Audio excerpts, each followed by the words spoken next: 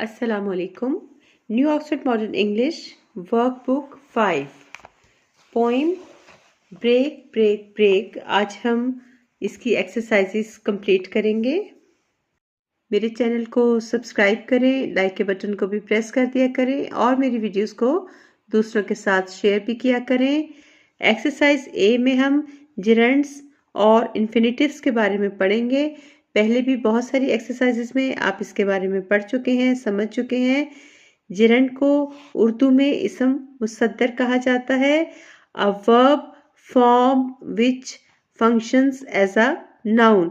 ये वर्ब की एक ऐसी फॉर्म है जो सेंटेंस में नाउन का किरदार अदा करता है। वर्ब के साथ आईएनजी का इस्तेमाल होता है, लेकिन उसे एज अ नाउन यूज किया जाता है।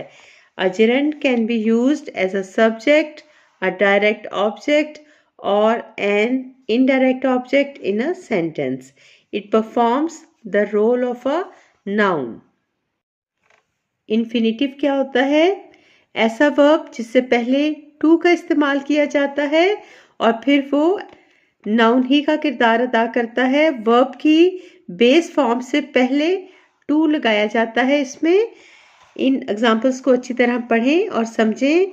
इसके बाद इस एक्सरसाइज पर आते हैं। Fill in the blanks with the infinitive और the gerund.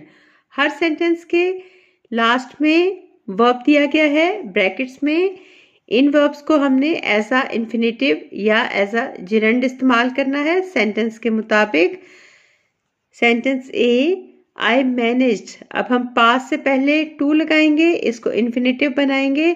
I managed to pass the examination. B, the girl avoided. C के साथ ing लगा दिया, इसे gerund के तौर पर यूज करेंगे। The girl avoided seeing the head teacher. C, the man cannot help drinking strong tea. D, she never meant to disobey her father. E, does she mind moving out of town? F, when you finish eating, please wash your hands. G, the children missed seeing their friends at the park. H, the young woman consented to marry the man. Exercise B, phrases and clauses. Phrases क्या होते हैं? ये ऐसे फिक्रे होते हैं जो कुछ अल्फाज का मजमुआ तो होते हैं लेकिन मुकम्मल मायने नहीं देते। A phrase is a group of words that modifies the subjects to provide extra information but it is not a complete thought. Clause is a group of words that contains both a subject and a verb. Underline a clause and circle a phrase in the following sentences. In sentences में जो clause हैं उन्हें underline किया जाएगा और जो phrase हैं उन्हें circle किया जाएगा। Sentence A, leaving behind his luggage, he jumped onto the platform. इसमें जो क्लास वाला पार्ट है वो ये है, he jumped on to the platform. इसे अंडरलाइन कर लें। इसमें देखें ये ही सब्जेक्ट है, जम्प्ड वर्ब है और प्लेटफॉर्म नाउन है। और इसका ये पहला पार्ट सर्कल कर लें क्योंकि ये फ्रेज है। B, the lamp fell to the floor breaking into tiny pieces. इसमें पहला जो पार्ट है वो क्लॉज है, इसे अंडरलाइन करें। ब्रेकिंग इनटू टाइनी पीसेस ये फ्रेज है, इसे सर्कल कर लें। C, because of his bravery he was given a medal. He was given a medal clause है, इसे अंडरलाइन करें। बिकॉज ऑफ हिज ब्रेवरी इसे सर्कल करें क्योंकि ये फ्रेज है। D, after the floods the villagers rebuilt their houses. The villagers rebuilt their houses इसे underline करें क्योंकि ये क्लॉज है। आफ्टर द फ्लड्स को सर्कल कर लें, ये फ्रेज है। आपने नोटिस किया होगा कि जिन पार्ट्स को सर्कल किया है वो फ्रेजेस हैं और वो हिस्से फुल मीनिंग नहीं दे रहे, लेकिन जिन पार्ट्स को अंडरलाइन किया गया है, जो क्लॉजेस हैं, वो फुल मीनिंग्स दे रहे हैं। एक्सरसाइज सी, रीडिंग पोइट्री।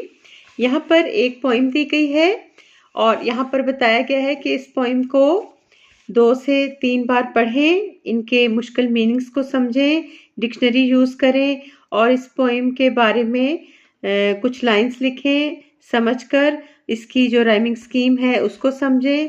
यहाँ पर भी बताया गया है कि इसकी राइमिंग, यहाँ पे सारा इसका बता दिया गया है, मुश्किल मीनिंग्स, इसकी राइमिंग स्कीम, और यहाँ पर ये बताया गया है कि इसको अपने वर्ड्स में कैसे लिखा गया है इस हिस्से को, यानी इस पोइम की जो लाइंस हैं।